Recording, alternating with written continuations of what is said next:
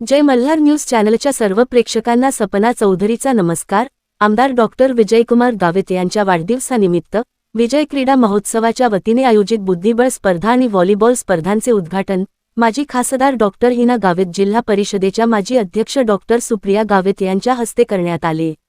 याप्रसंगी जिल्हा परिषदेचे माजी सदस्य शांताराम पाटील, भाजपा तालुका अध्यक्ष दीपक पाटील, माजी तालुकाध्यक्ष जितेंद्र पाटील, प्राध्यापक युवराज पाटील, सामाजिक कार्यकर्ते प्रवीण पाटील, क्रीडा शिक्षक ईश्वर धामणे, बळवंत निकम यांच्यासह भाजपा पदाधिकारी तसेच खेळाडू उपस्थित होते। सपना चौधरी, जय मल्हार न्यूज, नंदुरबार।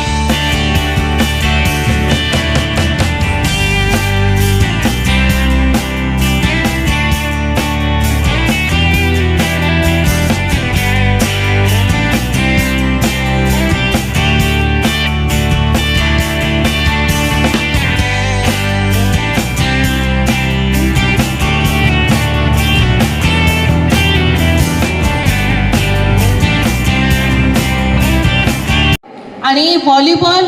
हा त्याच गेममधला एक गेम आहे जो गावित साहेबांचा फेवरेट आहे आणि त्याच्यासाठी डॉक्टर विजयकुमार गावित साहेब यांच्या वाढदिवसानिमित्तानं विजय गौरव क्रीडा महोत्सव तर्फे आयोजित या बुद्धिबळ स्पर्धेच्या सगळ्या बुद्धिबळ प्रेमींसाठी आणि बुद्धिबळ खेळाडूंसाठी अत्यंत आनंदाची गोष्ट म्हणजे आपल्या महाराष्ट्राची मुलगी दिव्या देशमुख ही आताच मागच्या महिन्यामध्ये ग्रँड मास्टरचं टायटल आंतरराष्ट्रीय चेसची बुद्धिबळची जी स्पर्धा झाली त्यामध्ये पहिली महिला आपल्या देशातली दिव्या देशमुख ही ते ग्रँड मास्टरचं टायटल त्या ठिकाणी तिने जिंकलं। आणि ह्याच वर्षी 27 ऑक्टोबर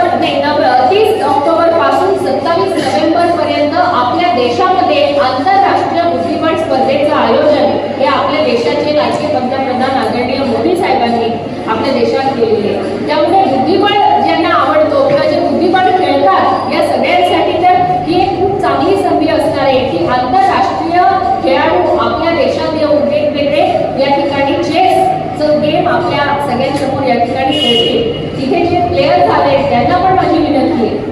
कधी कधी आपण गेम खेळताना एक पॉईंट असा येतो की आपण ब्लॉक होऊन जातो की तिथे कुठलं प्यादं चालवलं तर आपण जिंकू शकतो किंवा कधी कधी असं वाटतं की अरे हे 4च प्यादे आहे आणि हे 4ही प्यादे जर मी चालवले तरी मी हारू शकतो, चेकमेट होऊ शकतं, तर काय केलं पाहिजे। तर अशा वेळेला आपण इतरांचे सुद्धा गेम जर बघत राहिलो तर त्या स्टेजला जर एखादा दुसरा खेळाडू अडकला आणि तो त्यातनं बाहेर कसा निघतो हे बघून आपल्याला सुद्धा आपला गेम हा भविष्यामध्ये अशा स्टेजला आपण गेलो तर आपल्याला आपला गेम हा कसा जिंकता येईल याची एक आयडिया सुद्धा आपल्याला मिळत असते। म्हणून मी तर सगळ्या खेळाडूंना हेच सांगेन की जास्तीत जास्त सराव आपण सगळेजण करा। आज या बुद्धिबळ स्पर्धेमध्ये जवळपास 280 खेळाडूंनी सहभाग नोंदविला आहे, त्यांचे सगळ्यांचे मी मनापासून आभार। विजय गौरव क्रीडा महोत्सव तर्फे आयोजित व्हॉलीबॉल स्पर्धेच्या उद्घाटन प्रसंगी मंचावर उपस्थित नंदुरबार जिल्हा परिषदेच्या माजी अध्यक्षा डॉक्टर स्टेडियम सुद्धा गावित साहेबांनी बनवलंय, गावित साहेबांनी सँक्शन करून त्यामुळे नंदुरबारच्या मुळाच्या खेळाडूंना या ठिकाणी येऊन वेगवेगळ्या मॅचेस खेळता येतात, वेगवेगळे गेम्स या ठिकाणी होतात। आज फक्त डिस्ट्रिक्टच नाही तर स्टेट लेवलच्या सुद्धा अनेक मॅचेस या आपल्या या स्टेडियममध्ये या ठिकाणी झालेले आहेत। आज या गावित साहेबांच्या वाढदिवसाच्या निमित्तानं आम्ही असं ठरवलं